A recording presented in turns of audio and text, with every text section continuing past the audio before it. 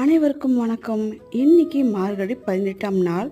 பிரம்ம முகூர்த்த பூஜை செய்ய ஆரம்பிச்சது ஒரு சிலருக்கு சின்ன சின்னதாக சோதனைகள் இடையூறுகள் வரதான் செய்யும். அது எல்லாத்தையும் ஓவர் கம் பண்ணிட்டு நாம் அந்த விஷயத்தை கைவிடாமல் செய்கிறோமான்றதான் முக்கியம். இப்போதான் ஆரம்பித்த மாதிரி ஃபீல் ஆகுது. ஆனால் என்னோட பிரம்ம முகூர்த்த பூஜை 10வது நாள் ரொம்ப சந்தோஷமாக சக்ஸஸ்ஃபுல்லாக செய்து முடிச்சிட்டேன்.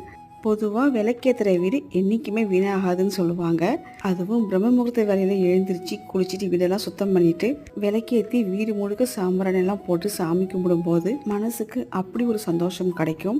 பிரம்ம முகூர்த்த வேலைன்றது சூப்பர் பவர்ஃபுல்லான ஒரு நேரம். இந்த நேரத்தில் எழுந்திரிச்சு சின்னதாக ஒரு அகல் விளக்கில் நெய் தீபம் ஏற்றி உள்ளன்போடு மனம் உருகி வேண்டுனாலும் அமைதியான நிலையில் தியானம் பண்ணாலும் சரி, இல்லைன்னா கண்ணை மூடி யூனிவர்ஸ் கிட்ட நம்ம என்ன நினச்சி வேண்டுனாலும் அது அப்படியே டபுள் தி வெர்ஷனாக நம்ம நினச்சது ரொம்ப சீக்கிரமாகவே கிடைக்கும்.